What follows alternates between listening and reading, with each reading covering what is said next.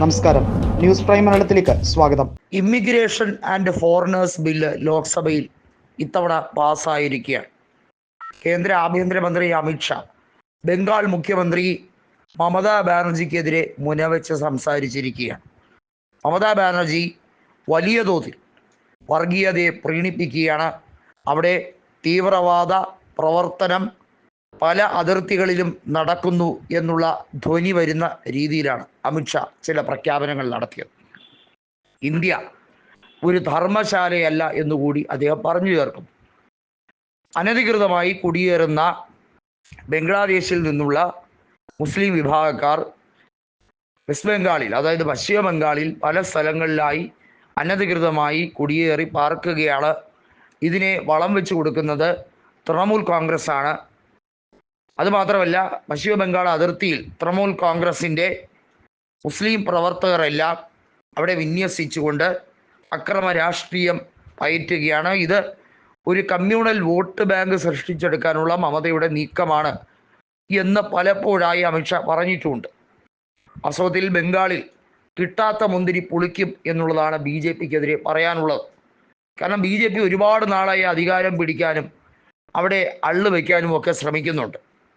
ഒരു കാര്യം വളരെ വ്യക്തമായി പറയാം, 34 കൊല്ലത്തെ ഇടതുപക്ഷ ഭരണത്തിന് അന്ത്യം കുറിച്ചുകൊണ്ടാണ് പശ്ചിമ ബംഗാളിൽ മമതാ ബാനർജി 2011 നിയമസഭാ തിരഞ്ഞെടുപ്പിൽ അധികാരത്തിലേക്ക് എത്തിയത്.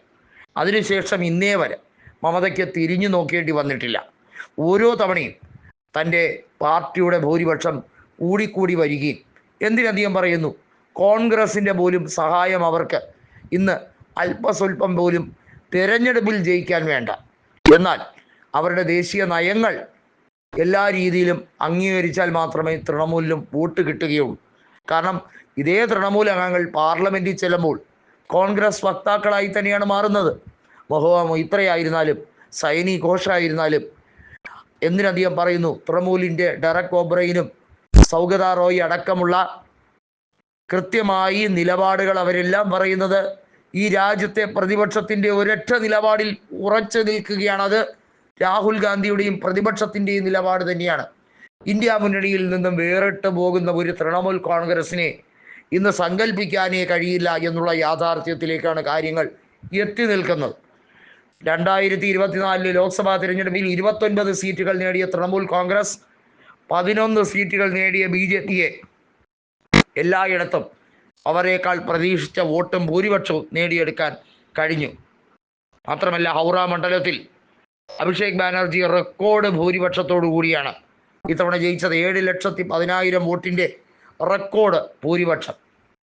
എന്നിട്ടും വലിയ തോതിൽ തൃണമൂൽ കോൺഗ്രസ് രാജ്യവിരുദ്ധമായ പ്രവർത്തനങ്ങൾ ചെയ്യുന്നു എന്ന രീതിയിൽ BJP അവരെ തകർത്ത് കളയാൻ വേണ്ടി ശ്രമിക്കുകയാണ്.